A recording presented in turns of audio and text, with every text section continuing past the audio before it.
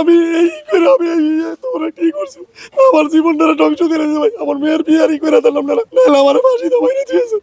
এছাড়া আমার কোনো পথ নেই ভাই। আমি 10টা টাকা দিয়ে বাজার করার এরকম ব্যবস্থা আমার রাখা যায় নাই ভাই। সেই দেশে প্রশাসনের কাছে আমরা নিরাপদ না, প্রশাসন আমাদের বাড়ি ঘর ভাঙচুরকে লুট করে ভাই। আর মেয়ের বিয়ে 28 তারিখে আমি অনুষ্ঠান করতেছি, 800 মানুষের আয়োজন করছি।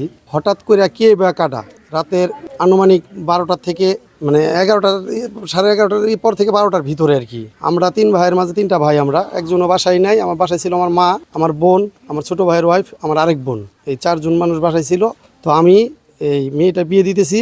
আপনার এই আমার ঘরের মেয়ের ইয়ে ছিল 5 লক্ষ টাকা, বিয়ের গরু কিনবো বাজার করবো, এই জন্য 5 লক্ষ টাকা ছিল, 4 ভরি স্বর্ণ মেয়ের দিয়ে দিতেছি। এবং এই যে ঘরের ফ্রিজ আসবাবপত্র যা ছিল এগুলাই ছিল। পরে কে বা কেরা আইসায় আগে আমার ঘরের বাসার ক্যামেরা ভাঙছে, সিসি ক্যামেরা ভাঙছে, ভাঙ্গা গেট খুলে না দেখা উপর দিকে যাই আমার এই ঘর থেকে এইগুলো নিয়ে গেছে। নিয়ে যাওয়ার পরে ওনারা নিয়ে যে বাইর হয়ে জায়গা, আমার মা বোনেরা পিছে থেকে এই দিছে যে ডাকাত ডাকাত, আমার বাড়ি ছিনতাই হয়ে গেল ডাকাত।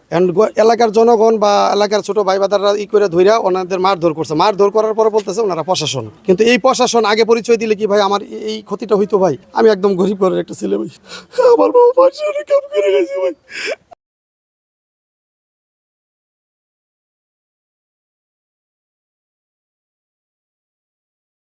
এছাড়া আমার কোনো পথ নেই ভাই। আমি 10টা টাকা দিয়ে বাজার করার এরকম ব্যবস্থা আমার রাখা যায় নাই ভাই। যদি প্রশাসন হয়ে থাকে, আমরা কোন দেশে বাস করি ভাই? সেই দেশে প্রশাসনের কাছে আমরা প্রশাসন আমাদের বাড়ি ঘর ভাঙচুরকে লুট করে ভাই। এটাই আপনাদের কাছে আমার চাওয়ার ভাই।